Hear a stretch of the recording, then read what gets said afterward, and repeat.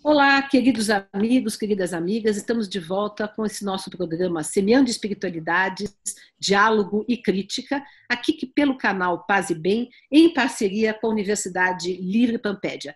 Damos boas-vindas a todos que nos acompanham aqui, dos nossos blogs, dos nossos programas, da comunidade Paz e Bem, da Universidade Livre Pampédia. Hoje temos uma gratíssima presença entre nós, que é da Ivone Gebara, que é religiosa, irmã da congregação das Irmãs de Maria, não é? Teóloga, filósofa, e tem feito uma feminista e tem feito uma militância muito bonita e interessante dentro da Igreja Católica a favor das mulheres, né? E nós vamos conversar um pouco sobre todos esses temas hoje. Mas antes, como sempre, eu gostaria de começar lendo um poema hoje, já que vamos falar, entre outros temas, também de Maria, né?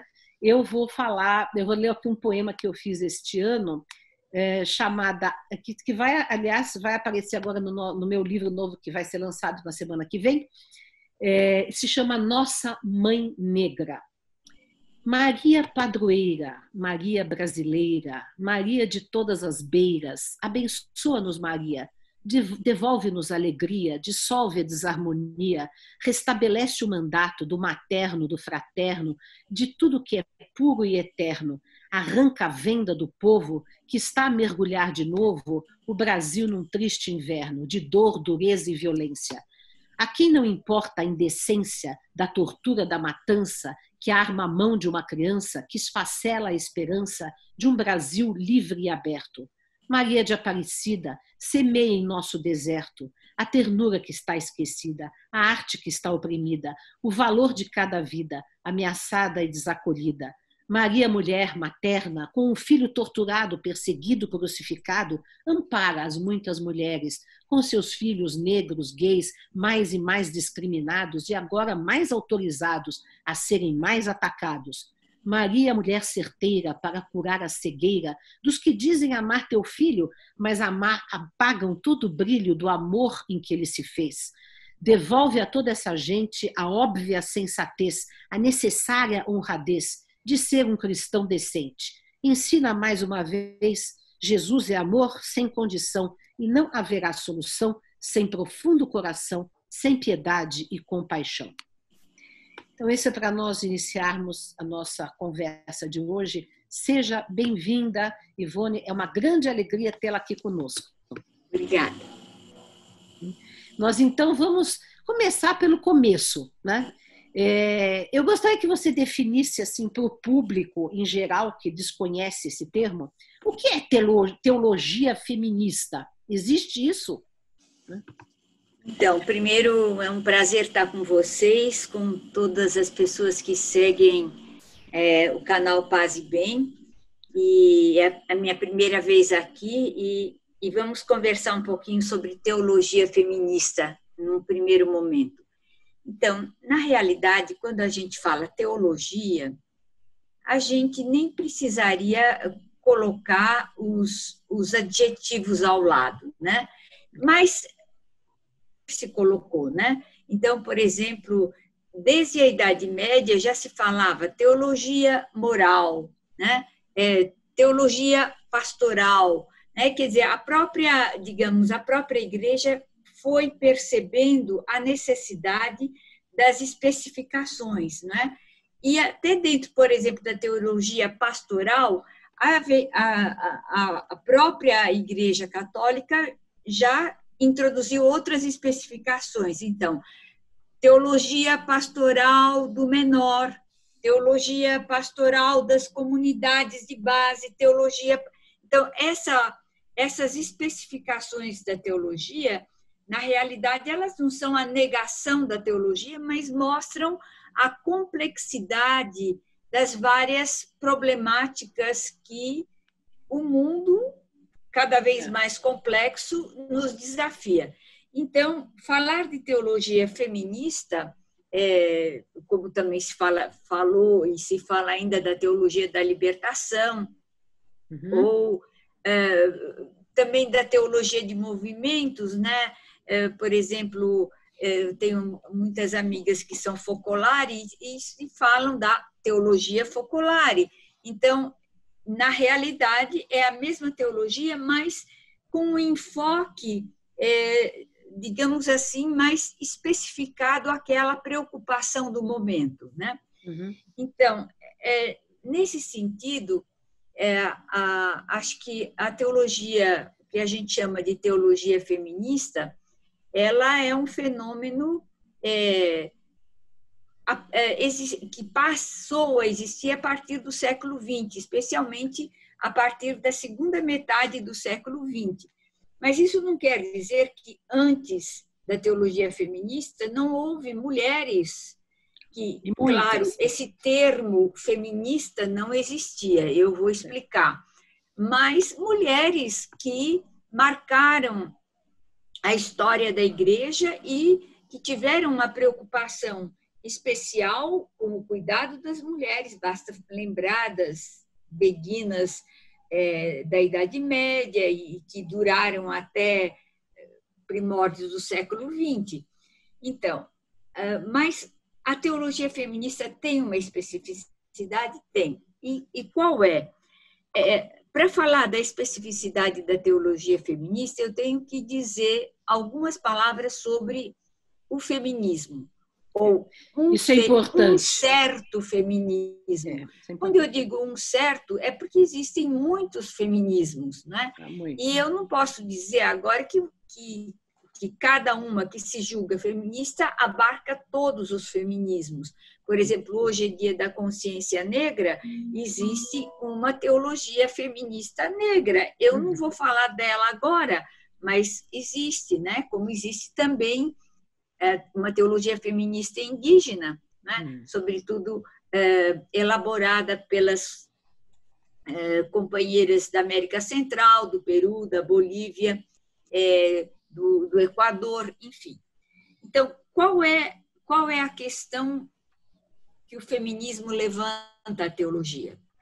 A questão é que toda a elaboração teológica, e aí eu não estou me referindo aos primórdios da experiência de Jesus, dos evangelhos, porque lá é outra realidade, porque nós queremos voltar a ela, outra realidade.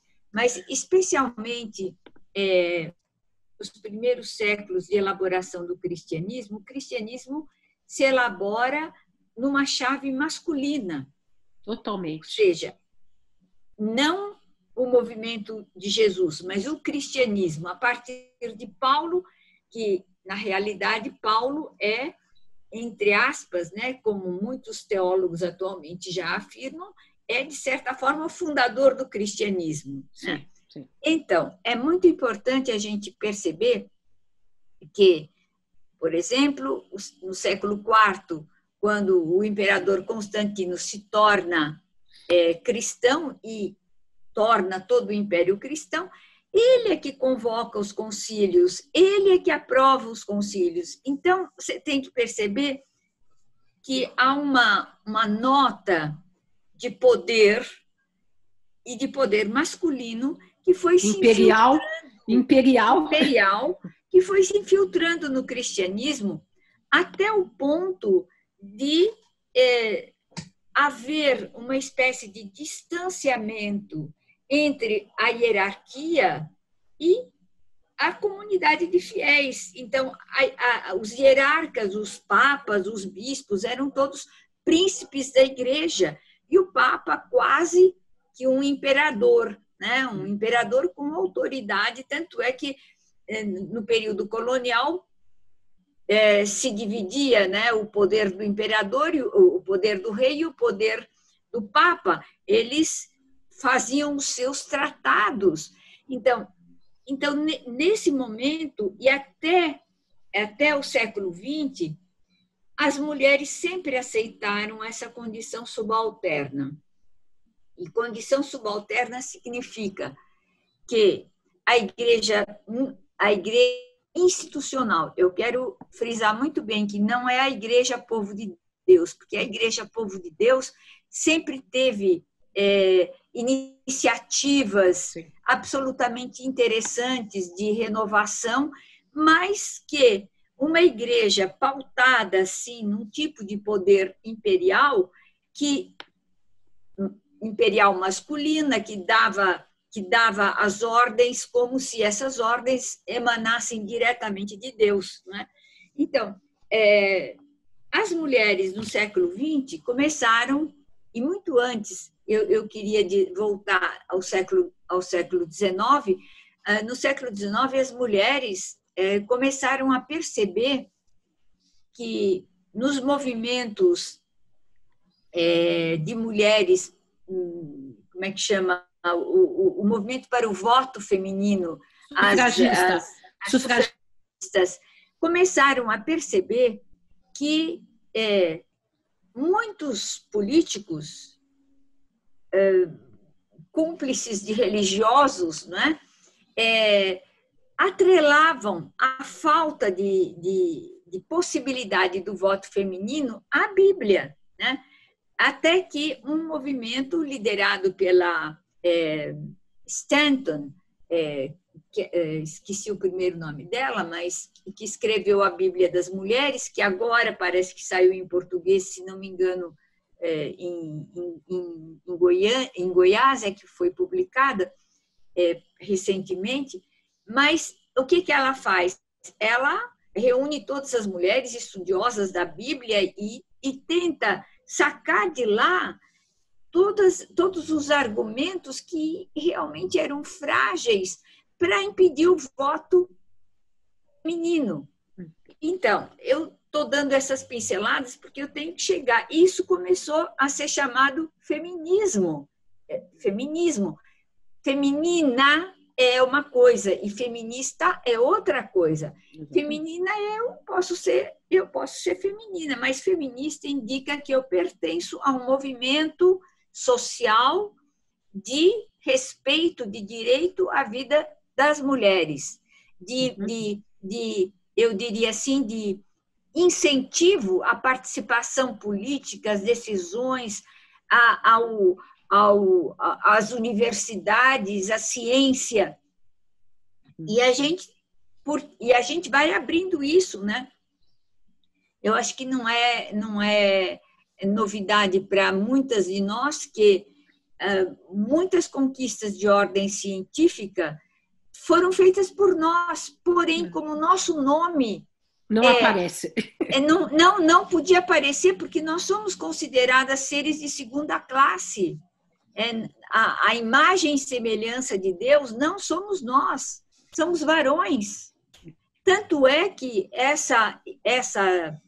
eu escrevi sobre isso, vai sair um livro meu, essa questão da imagem e semelhança, você tem que perguntar a imagem e semelhança de quem? Então, na tradição, nós não éramos incluídas como imagem e semelhança, nós éramos salvas, entre aspas, à medida que nos submetêssemos à vontade masculina.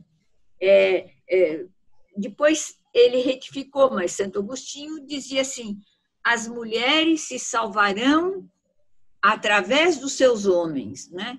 Imagine, e quem não tem homem fica no inferno, né? Então, mas agora, dentro disso que você acabou de falar, também não está relacionado com a visão de Deus como um ser masculino, né? Porque claro, ele é pai, né? E como que a teologia feminista também encara essa questão de Deus mãe, né? Deus também tem o seu... Aliás, Deus não é nem homem nem mulher, né? Pronto, mas, é lá que nós chegamos. Temos que... Justamente, o problema é que a teologia patriarcal, ela identifica Deus a um pai, mas nós não estamos mais nós feministas não identificamos Deus a uma mãe, nós identificamos Deus a fonte de vida, a um espírito maior, a uma realidade que não cabe nos nossos conceitos, porque na medida em que você enfia Deus num conceito de homem ou de mulher, ou de menino ou de menina, você limita. Então, o que eu preciso é abrir, estender, e aí eu entro com Jesus, eu entro com a ética de Jesus, porque eu preciso de referências. Então, mas a ética de Jesus era uma ética de movimento, não era ele não era a única pessoa que vivia isso. Tanto é que houve muitos outros crucificados. Tanto é que depois da morte dele, 30 anos, né, os cristãos começaram a ser perseguidos. Então, o que eu quero dizer é que o mundo da teologia patriarcal centraliza tudo nas figuras masculinas. Deus vira homem. E uma teóloga como que escreveu, daqui a pouco eu me lembro, eu já estou velha e me esqueço dos nomes. Então, se Deus é homem, então o homem é Deus. Essa é a nossa grande crítica. Se você vai falar de Deus como homem, então o homem se torna Deus. E nós não queremos que nenhum homem seja Deus. Assim como não queremos que nenhuma mulher seja deusa. Mas aí, pega, agora ficamos... Deixa eu perguntar uma coisa. Eu sabe que eu não sou católica, eu sou espírita, kardecista. E aí eu quero saber o seguinte, porque justamente um dos pontos de... Eu pratico aqui o tempo inteiro o diálogo interreligioso, mas um dos pontos que nós nos dividimos entre cristãos tradicionais, protestantes e católicos, e os espíritas, que também se consideram cristãos, é justamente nós somos aquilo que tradicionalmente foi chamado de unitarismo, né? Nós não aceitamos a divindade de Jesus, né? Para nós, Jesus é o enviado de Deus, é um filho de Deus, não é Deus encarnado. Mas essa teoria da encarnação de Deus, que aliás foi também instituída por Constantino, né? E o Arius foi expulso, né? Que era unitarista. Essa teoria da encarnação de Deus também não fortificou essa questão do patriarcado? Essa é uma pergunta. Não tem a menor dúvida. Não tem a menor dúvida, Dora. É isso mesmo. Então, agora, a gente, como, mais uma vez, eu estou dizendo que existem várias correntes de teologia feminista, mas a corrente que eu represento e que eu trabalho é mais nessa linha. Não dá para falar de Jesus como Deus. Dá para falar, sim, de Jesus como um homem maravilhoso, digamos, excepcional, com muitas qualidades, mas há o perigo de que, ao você identificar, se podia falar, um bode ou uma vaca, né, a divindade absoluta, então você elimina todo o pluralismo, você elimina a possibilidade das pessoas acederem àquilo que elas podem aceder. Então, onde eu posso chegar? Né? Eu posso chegar como ser humano até aqui. Então, embora eu possa aceitar que alguns teólogos não foram ao ponto, isso também na antiguidade, de querer identificar Jesus a Deus, mas isso é obra política, né? Porque Constantino queria isso, porque do momento em que você faz essa identificação, você pode identificar o imperador a Deus. Exato. Que era então, o que já é comum no Império Romano, exatamente. Então, é claro que eu agora, como teóloga, falando isso para vocês, vão dizer, pronto, já ela é herética. Sim, porque isso herética, é um ponto crucial, né, na teologia. É um ponto crucial. Herética, porém vocês foram antes de mim, os antigos foram antes de mim heréticos, porque deram um passo, digamos assim, de entregar a ética de Jesus à subordinação imperial. Eu não discuto isso, porque não dá para discutir, é história. Mas a história de hoje eu tenho que trabalhar com isso também. Então, nesse momento, muitas questões que a igreja diz assim, não, isso não pode porque desobedece à vontade de Deus. Eu pensei, mas de que Deus que você está falando? De que Deus que você está...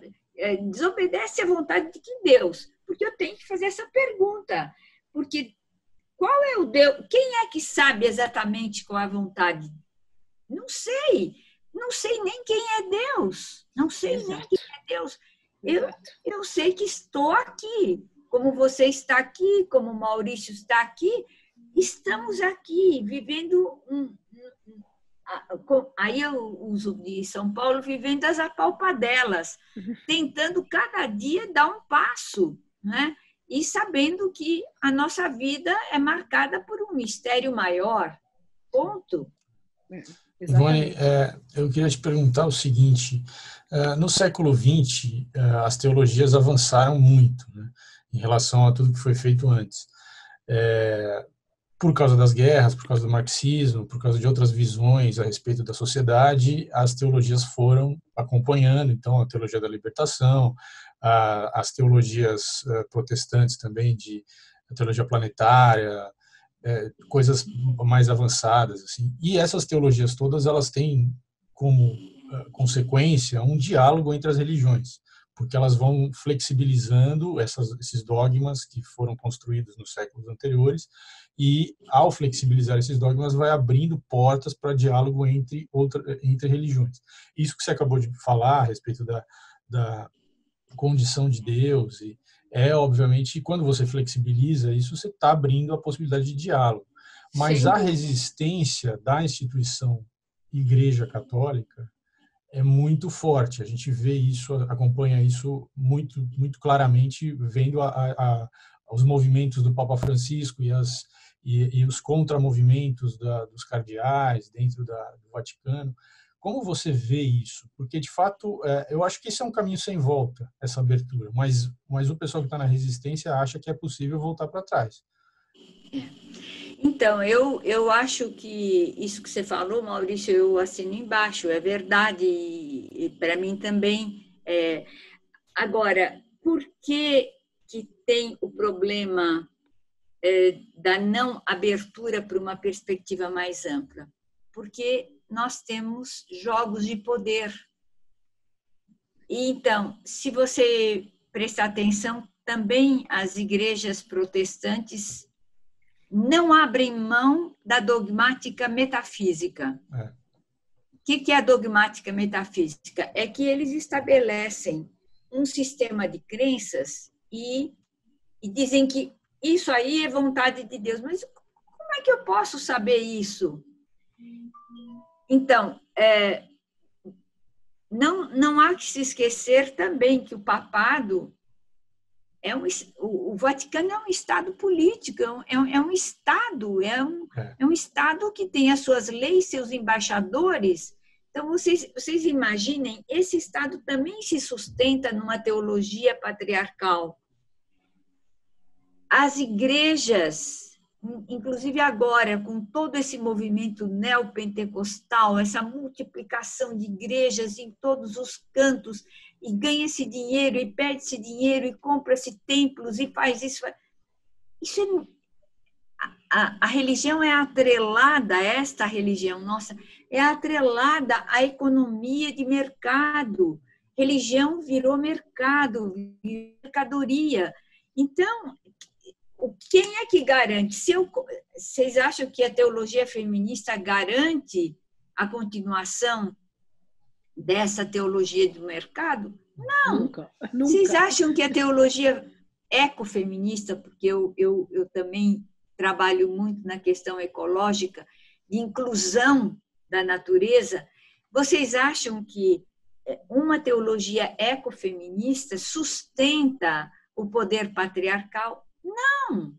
Então, enquanto não houver, né, uma mudança qualitativa em todas as atividades humanas, né?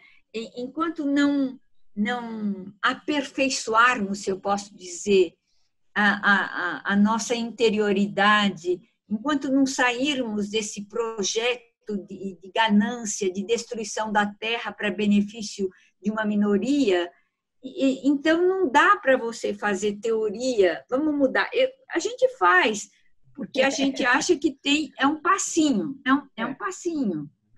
É um passinho. E saber que tem outras pessoas como vocês, e provavelmente algumas pessoas que nos veem, que também sentem esse mal-estar, é um pequeno avanço, né? A Dora, que é espírita, pode dizer, é um avanço do espiritismo, da espiritualidade em nós. É um avanço, mas E você acha... lento. E como é que você acha, nesse sentido, que o Papa Francisco está se saindo? Bom, todas as pessoas progressistas, não só católicas, como de todas as religiões, admiram o Papa Francisco como alguém que está tentando promover mudanças. Mas até que ponto quer e pode e vai conseguir, né? Essa é uma questão que eu colocaria para você. Então, mais uma vez o problema da teologia patriarcal, das leituras patriarcais, elas se concentram numa figura. Ela pode ser maravilhosa, não nego a qualidade, mas primeiro a gente tem que partir da realidade. O Papa não tem poder absoluto no Vaticano. Não tem mesmo. Ele tem simbolicamente um poder absoluto, mas ele não tem. Primeiro, ele não tem, porque só as pressões que ele tem recebido por conta de algumas posições mais abertas, que depois corrigem ele e dizem, não, vocês não entenderam o que o Papa disse. Ele quis dizer isso, quer dizer, você já vê que tem censura incrível. Então, a gente não pode idealizar. Isso é o problema do mundo patriarcal capitalista. Eles querem polarizar, idealizar, achar bom. Vocês imaginem, eu tenho 75 anos, ele tem 84. O que eu consigo com 75 anos modificar? E apesar de eu ser uma mulher ativa, mas ele com 84, com a saúde mais ou menos abalada, ele tem algumas possibilidades. Mas, digamos, os soldados que o acompanham, os chefões das máfias vaticanas, que tem muito, quer dizer, permitem que se projete uma imagem bonita dele, mas eles fazem a política da retaguarda, que é muito maior. Então, por um lado, ele pode dizer, fazer críticas ao capitalismo, ele pode ser acolhedor dos imigrantes, ele pode ser contra esses projetos que expulsam indígenas de suas terras, que ele tem se manifestado, ele fez o Sínodo da Amazônia, ele propôs o Sínodo da Amazônia. Mas quando chega naqueles pontos em que, por exemplo, se fez o projeto de tornar mulheres diáconas da igreja, não pode. Não pode. Cortado. Aí, no meio... Também a questão do celibato, né, sacerdotal. O celibato também... Não, por quê? Então, a gente tem que perceber que a sutileza do mundo patriarcal, a sutileza da naturalização do patriarcalismo como vontade divina. E tem que ser uma vontade divina masculina, não pode ser uma vontade divina para além das caras masculinas e para além das caras femininas. Eu não sou a favor de dizer, Deus, mãe. Não. Deus, mistério infinito. Quem somos nós, né? Pode ser mãe, pai, irmão, flor, bicho, espírito. Não sei. Estamos aí sem saber, né? Só de olhar a maravilha desse universo, você diz assim, como é que eu vou dizer que Deus é homem? Não. Não, por de Deus, realmente, tá, realmente. Tá. Deus ultrapassa todas as nossas concepções. Todos os nossos conceitos. Todas as palavras, inclusive. Todas as palavras. E aí não pode pôr a figura da mulher como substitutiva, porque você vai cair no matriarcalismo que é da mesma espécie. Então, tem que abrir para além. E o que é da nossa espécie é uma ética, é um comportamento de eu amar o meu próximo como a mim mesmo, que é dificílimo. É fácil uma palavra, mas a realidade é que eu sempre vou querer que o próximo seja igual a mim. Eu sempre vou querer que o pobre coma o pão que eu quero dar, e não o que ele arroz e quer, feijão que ele tem vontade de comer. Infelizmente, é assim. E não é assim nos outros, é assim em mim. Né? Eu me lembro que, bem pouco tempo, ainda durante a pandemia, eu saí aqui perto da minha casa e um rapaz falou assim: tia, eu queria almoçar, me ajude. Aí eu peguei, eu tirei da minha bolsinha, que eu estava com a bolsinha, tirei R$5 e dei para ele. Sabe o que ele fez? Ele jogou os R$5. Ele falou: com R$5 eu não como. Eu sei que é verdade que ele não come, mas eu fiquei irada pelo gesto dele. Eu falei: nossa, eu também eu até que podia pagar um almoço para ele, mas eu não queria pagar. Vocês estão vendo? Eu que prego o amor ao próximo, eu também sou a primeira. Né? Tem uma senhorinha aqui que durante o dia ela fica debaixo de uma árvore, aí perto da minha casa. Cada vez eu passo perto, tem alguém que leva uma marmita para ela, todos os dias. Aí eu vou à padaria, eu digo: senhora quer que eu traga pão? Não, senhora, eu queria que a senhora trouxesse água mineral para mim. Eu trago. O que eu quero dizer é que a gente está tão acostumada de achar que os pobres, os pedintes, as pessoas em necessidade, têm que se submeter à vontade do meu amor ao próximo. É dificílimo. Eu percebo em mim.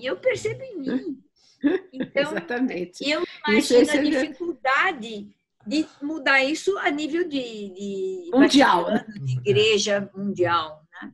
Agora, então, deixo dentro dessa nossa jornada aqui pela teologia feminista, como que você analisa a figura de Maria, né, sob essa perspectiva feminista? Porque, digamos, ela é a mulher cultuada pela Igreja Católica, aí, com grande dissidência dos protestantes, etc. Né?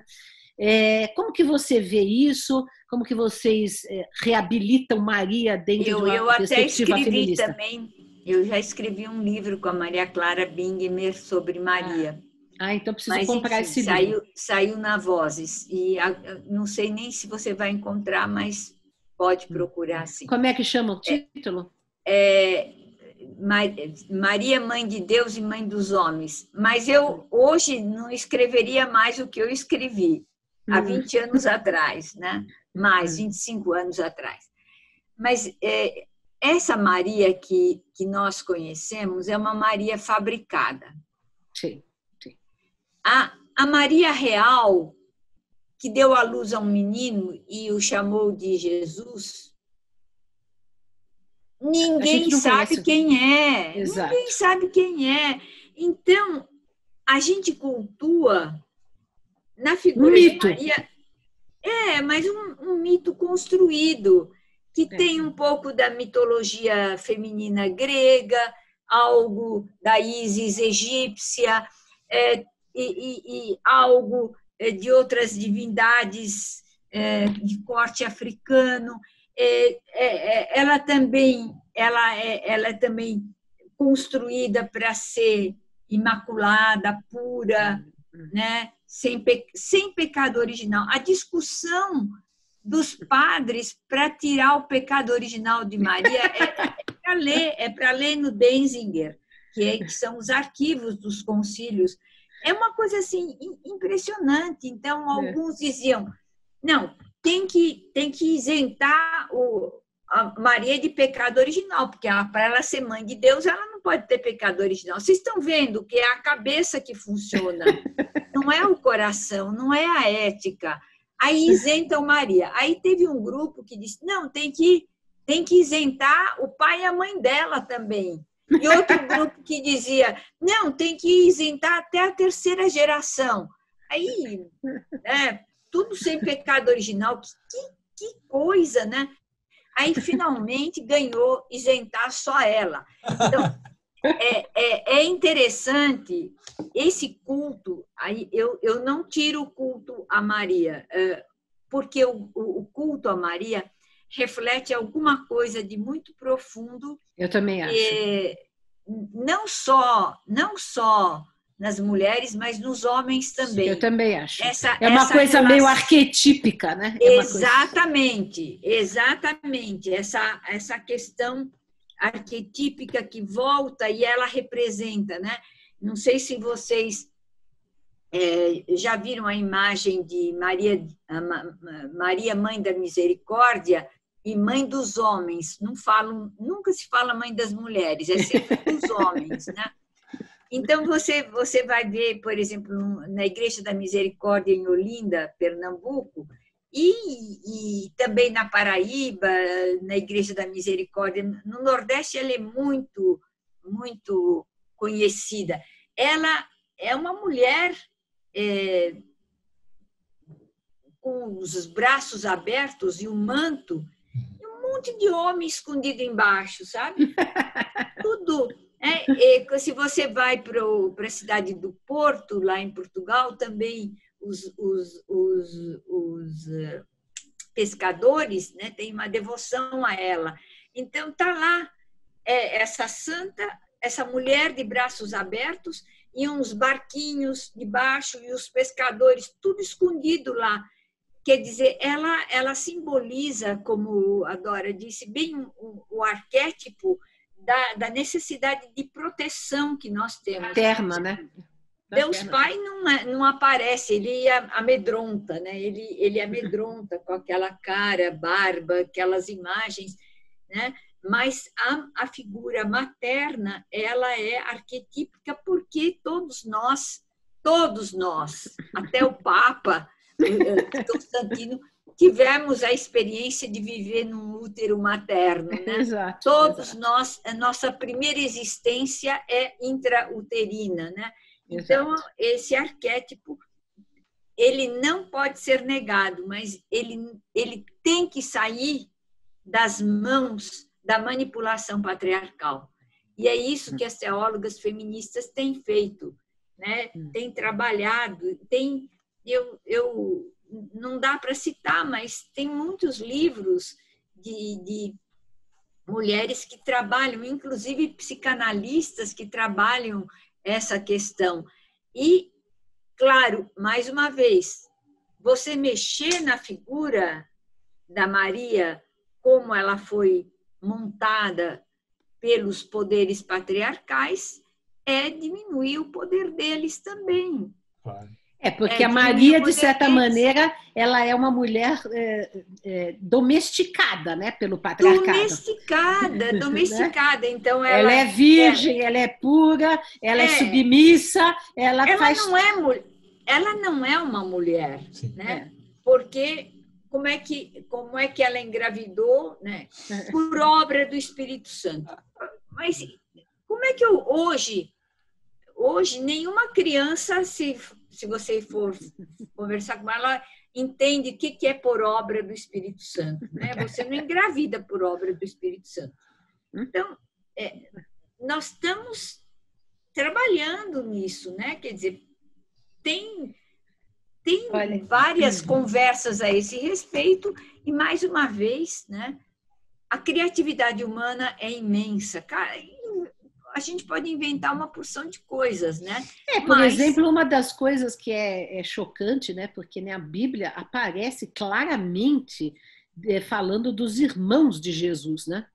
Então, quer dizer, ela foi mãe, ela não foi virgem a vida inteira, impossível, porque ela teve outros filhos, né? Então... Mas isso é inadmissível, porque porque o imperador tem que ser o único filho de Deus. Só tem um que é filho de Deus, que é o imperador.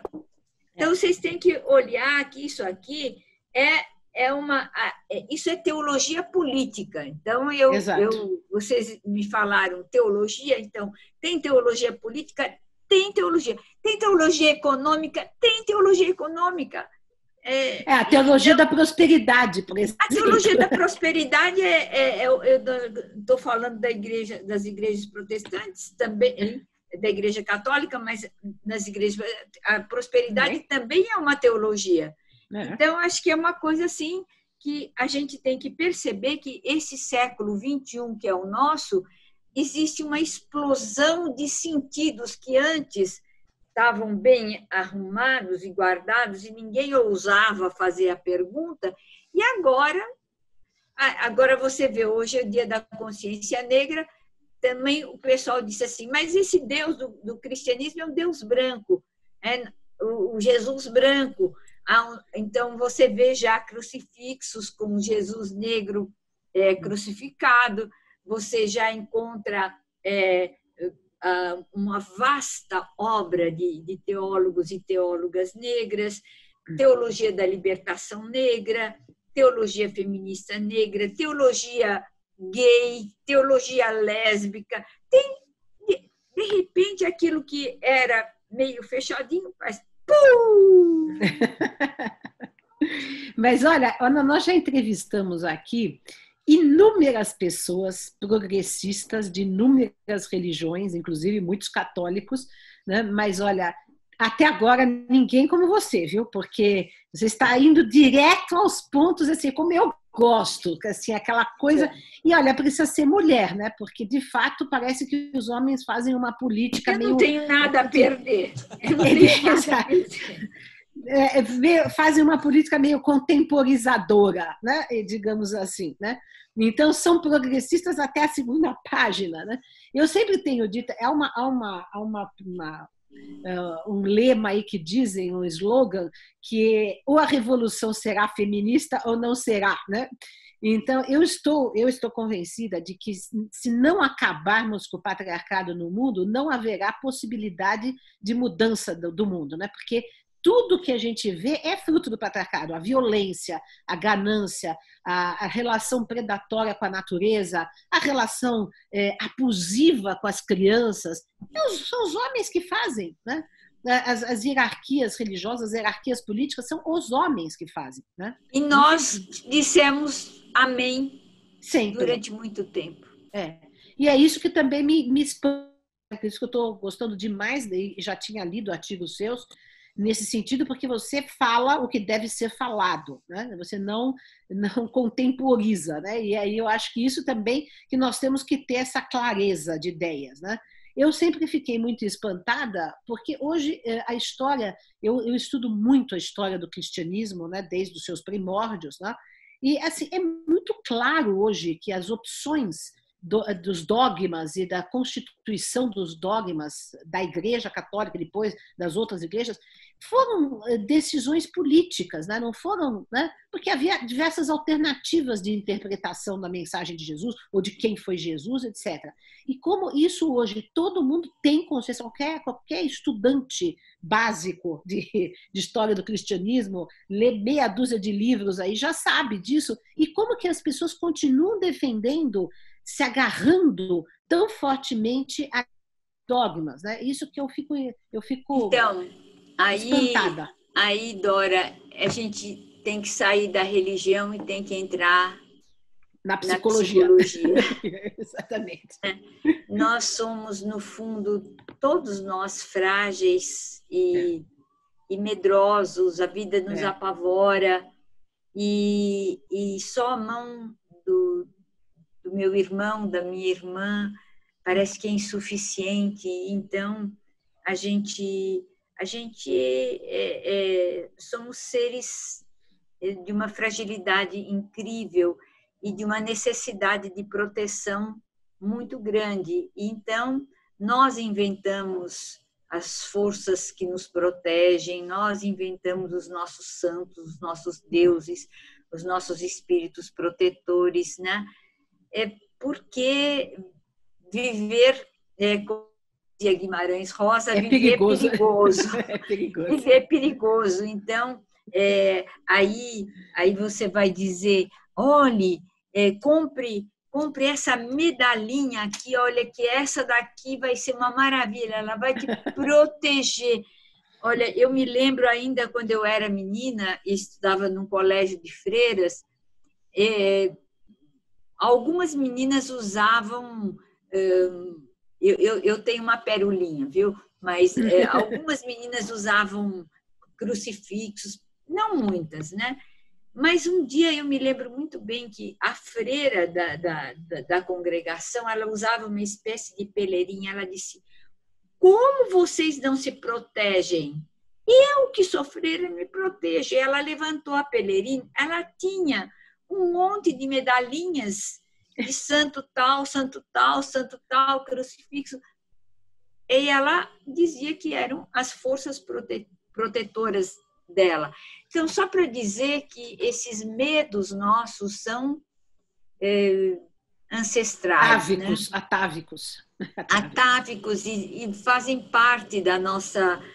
E existem em todos os animais, né? Esse medo, o medo de ser comido por outro bicho, isso é próprio da nossa animalidade, então a gente se protege. Tem animais que se camuflam, né? Que é com a cor das plantas, como é que chama? Camaleões. Os camaleões, né? Para se proteger, se transformam. Então, eu acho que há expressões religiosas que são fruto dos nossos medos e somos camaleões protegidos por elas, né? Mas você concorda, assim, na minha percepção, queria saber a sua opinião sobre isso. Apesar de nós criarmos muitas fantasias protetoras, mas existe um mistério divino que permeia tudo, né? E que nós personificamos ou materializamos, né, de diversas formas, né? Para mim, há uma presença divina em nós e em todas as coisas que a gente pode captar, mas que a gente ainda empregue nessa presença de materialidade e das nossas projeções, né? É assim que eu entendo. Né? Eu acho que aquilo que eu falei no começo, a gente pode usar a palavra de divina ou de Deus, mas eu gosto mais nesse momento, por conta dessas políticas todas e politicagens, eu falo assim, estamos todas e todos imersos no mistério maior.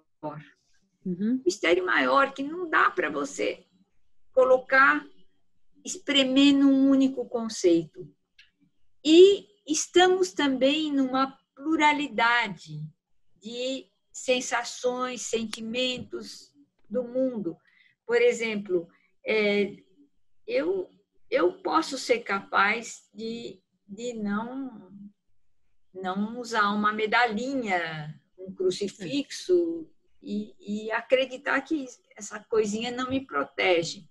Mas tem gente que... Sim. E a gente tem que respeitar. Consegue. E a gente tem que respeitar. Porém, na medida em que eu uso do medo, eu diria, ancestral que nós temos... Para a dominação, né? Para a dominação, isso mesmo. Para a dominação, para fazer comércio, para fazer mercadoria desse medo ancestral, eu tenho que criticar, eu tenho que gritar. Até o momento em que eu não exploro o meu irmão e que meu irmão está precisando dessa ajuda, tudo bem. Mas do momento em que eu faço disso... Totalmente de acordo. Um ganha-pão de milhares, um roubo, essa palavra é roubo do povo, é roubo de velhinhas que ficam dando do seu salário mínimo conquistado X para construir tal templo ou tal igreja. Isso é roubo, e isso eu denuncio. Faz muito bem. Olha, infelizmente nós esgotamos o nosso tempo, foi maravilhosa a entrevista, mas com toda certeza, se você nos der essa alegria, vamos convidar de novo para um novo diálogo e outros temas. Né? Eu agradeço muito. E já que a gente falou tanto de que Deus não tem nome, etc., eu tenho uma poesia aqui que eu fiz, Aquele que não tem nome. Né? Ótimo. E eu quero terminar com essa poesia e agradeço muito a sua participação. Tá? Muito obrigada. Um abraço para você e para o Maurício. Muito e para todos os nossos ouvintes. Aquele que não tem nome, só ao falar em ti, no contorno das palavras, sinto teu hálito perto. Só ao pensar em ti, no vazio dos conceitos, sinto afago em meu peito. Só ao buscar-te em mim, no silêncio do meu eu, carrego tua luz mais clara. Só ao buscar-te além, no infinito das estrelas, apalpo tua criação. Não posso te nomear, não posso te compreender, mas ainda assim te adoro, ainda assim me revelas tua presença em mim. Mal posso esperar o tempo no sem tempo da eternidade em que saciarei minha sede no oceano do teu amor. Então, muito obrigada, um grande abraço para você. E nos despedimos aqui de vocês todos, lembrando aos nossos caros seguidores aqui do canal Paz e Bem e da Universidade de Wikipedia, que nós faremos agora 1 mês e meio de férias, né, em dezembro e metade de janeiro, recomeçaremos o nosso programa Semeando Espiritualidades em janeiro, no final de janeiro. Tá? Nós anunciamos. Muito obrigada, um abraço a todos.